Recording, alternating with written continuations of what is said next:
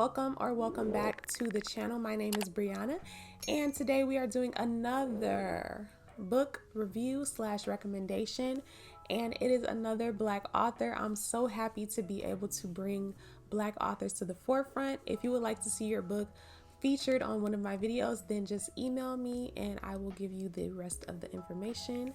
So in all of my book review videos, I do a brief summary of the book. I give my favorite quote from the book, and at the end I give my overall thoughts of the book, and you can see that separated in chapters for this video if you want to skip around. But before we get to the actual book review, I just want to let y'all know that y'all invite to the Black Girls Read 2 book club is down below, always in all of my videos. And I also have a book of my own for download if you would like to support me. The link is also below in the description box. It is about spirituality, so if that's your thing, then take a look at the description and see if it's something that you would be interested in. The book that I'm reviewing today is called Internal Affairs: The Lies We Tell, and it is by Akira Chiffon. So I pride myself on saying the names correctly, so I just had to correct myself. Her name is actually pronounced Akira Chiffon. So here's the Amazon page. Make sure y'all go follow her and get the book for yourselves. Of course, the link is in my description box if you want to purchase it for yourself. And let's get into the review. So y'all know I usually like to give like a movie or a TV show reference to compare things to, and for this book, and I've said this before about Power, but this is a different perspective. This reminds me of the show Power from Starz, right? But it's like, do you ever see it from the actual female's perspective? Ghost was having an affair with Angela, who was the undercover cop who was, investigating him or whatever, and then they got into a relationship. So the main character of this story, her name is Aaliyah, and she is a cop, and she is assigned on a mission to go undercover and find out who is bringing in drugs into a certain district. So backstory: back in the day, the chief of Cartersville, which is the city, he brought in two of the biggest drug dealers in the city. So he proposed for them to sign a treaty in order to keep drugs out of a certain district. So they each chose a district to work in, and they agreed to leave the crime and the drugs outside of the Rose district.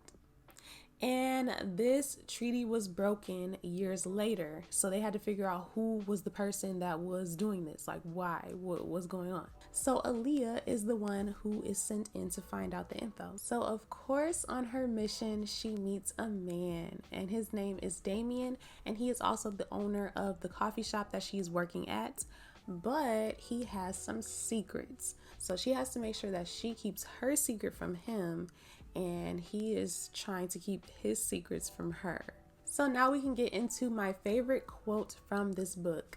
Okay, so I have to read this right from the paper because it's a kind of long quote, but it is: her entire life, Aaliyah created this distorted reality of the world outside of the wall, where everyone was either a drug fiend or a killer with no remorse for others. So, without spoiling anything, Aaliyah is from Rose District, so she grew up where there was none of that, no drugs, no nothing, so they looked at everybody in those other districts like, y'all is the ghetto. So when she finally gets there and she sees that it's not so bad and it's not like you walk outside and you get shot, she has a change of heart. And that is common in the world today, because I am from Detroit, and every time you say Detroit, people think that you're a drug dealer or a fiend. Everybody thinks that you're a drug fiend or a killer. That's literally what happens when we tell people we're from Detroit. It's a good quote because it sends the message to not judge things before you know about them. Don't judge things before you have an understanding or see it for yourself. Assumptions are not always good. And now for my overall thoughts of the book. I, of course, enjoyed this book. I know I say that about every book that I read, but I genuinely enjoy. I have had the luxury of having good books come my way. I guess I'm just attracting good books.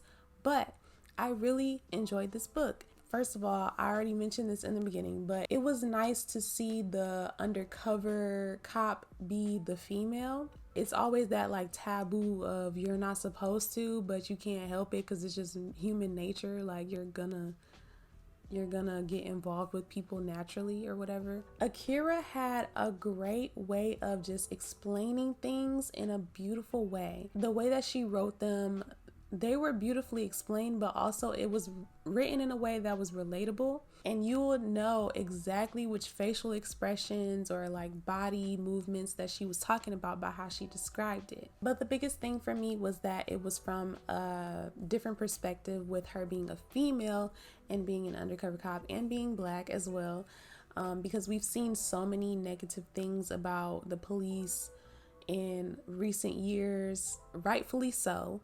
But it's not all bad. It is not all bad. There are good people that are cops and that are in law enforcement.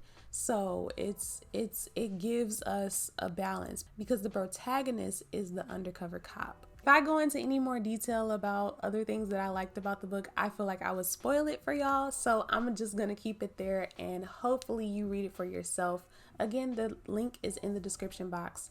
Don't forget to join the book club because we are having a good time already. Like, it's just good energy in there. Anywhere where it's good energy, you want to be. So just join the book club. And don't forget to subscribe to my channel. Don't forget to like this video. I appreciate y'all so much for watching. And even if you don't subscribe, even if you don't like, I appreciate you for watching still. That is all. Thank you so much, and I will see y'all in the next video.